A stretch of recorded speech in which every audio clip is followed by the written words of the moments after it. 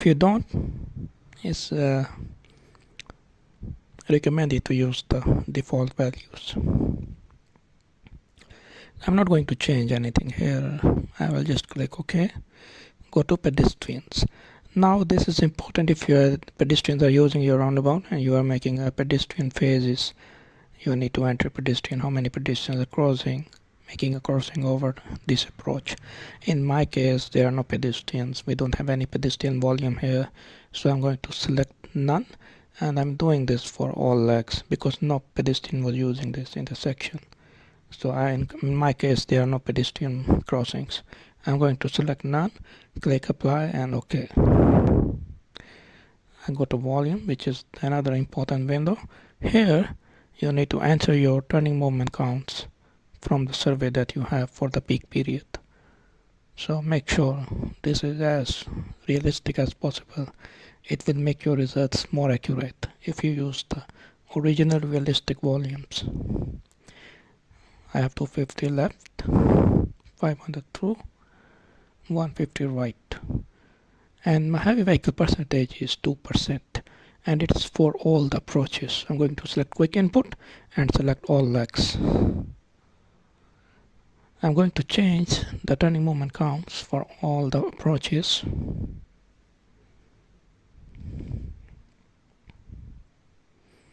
Again, I emphasize that you need to put the exact field calculated values over here to get the exact level of service of the intersection. To the volumes here, and once you enter the volumes, you can click apply and click OK. We are not going to process this right now for volume. We need to change the phasing and timing window. Once we do the phasing and timing window, we can process the site. So I go to phasing and timing. In my case, this intersection is not leading or lagging left turn. It's a split phasing, which means it's a 4-phase system. It's a 4-phase split phase where each phase runs independently of the other phase. So I'm going to select in your case, you need to make sure you select the correct option. If your intersection is only 2-phase, you will select 2-phase. But in my case, I'm working with the 4-phase. So in 4-phase, you can see the phase A is the southbound, northbound, which is green, others are red. Phase 2 is the southbound, phase 3 west, and phase 3 eastbound, which is okay. One of the phases has to be selected as a reference phase. You need to change the yellow times and the old red times, which is the clearance time, based on your data.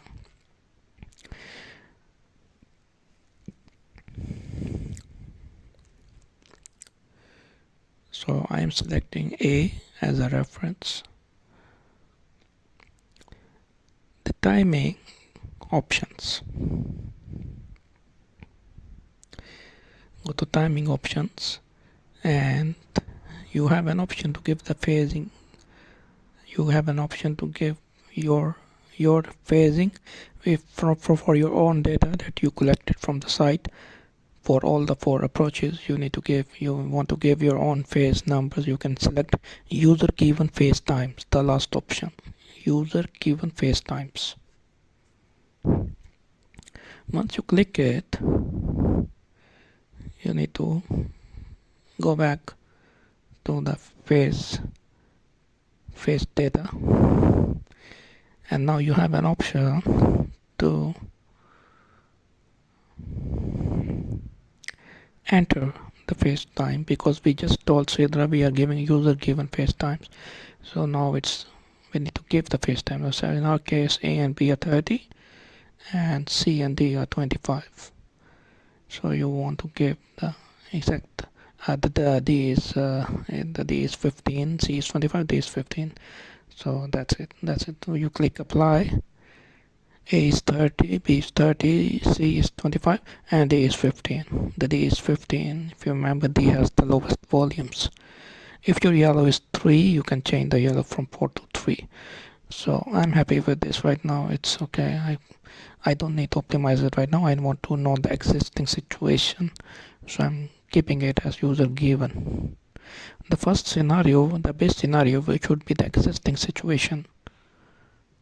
So user given, click OK, and now we are okay to process the site. We'll right click here, right click. You can also right click on the site and click process site. Once I click the process site,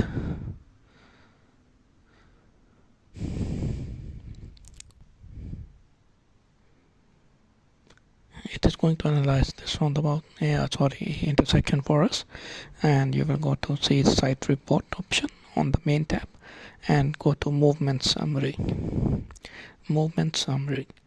Now you can see the movement for all the 4 approaches and the total intersection level of service, which is 84 seconds, and it's a level of service of failure F.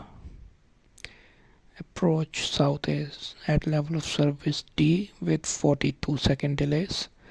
Approach east is again almost 60-second delay, level of service E. Approach north is 107. Now this is problem, level of service F. And similarly the west is the worst, 149 seconds, too high, with level of service F. And overall the intersection is also level of service F with a delay of 84 seconds. Now these level of services are computed based on the highway capacity manual criteria. So let's see what will happen if we optimize the traffic signal. Is there any improvement or not? So for do this, we need to, you can save the file if you want, output the report as a PDF. You want to share the report, you can do this. Okay, it makes a very good report to share with your team members. Now we don't want to work on the same site. We want to create another site, clone the site. We will clone the site. Right click, clone the site, and call it scenario 1. So we don't disturb the original file. We don't want to disturb the original file. We are creating scenario 1 where we are going to optimize. We want to see what happens when we optimize the signals. So make sure the site scenario 1 is selected. The scenario 1 is selected. I'm going to go directly to phasing timing. I'll go to timing options, and I'm selecting optimum. The maximum is 150. We don't want cycle to be more than 150 to avoid excessive delays, and the increments are 10. It means it will try for each at an interval of 10 seconds. It will keep trying, and it will give us the best possible cycle time. Click apply and process the site. Process the site and go to site report. Go to site report, movement summary. Click movement summary, and then you can see right out of the bat we have improvement. So it's a good improvement. It's not remarkable, but it's a good improvement. Just by optimizing the cycle without adding or deleting lanes, we are now from F to E, and the delays have been reduced from 84 to 60. And this, I see significant improvement actually in the west approach. Now the delays are 74 seconds, and if I remember, in the existing it was 150 seconds, which is good.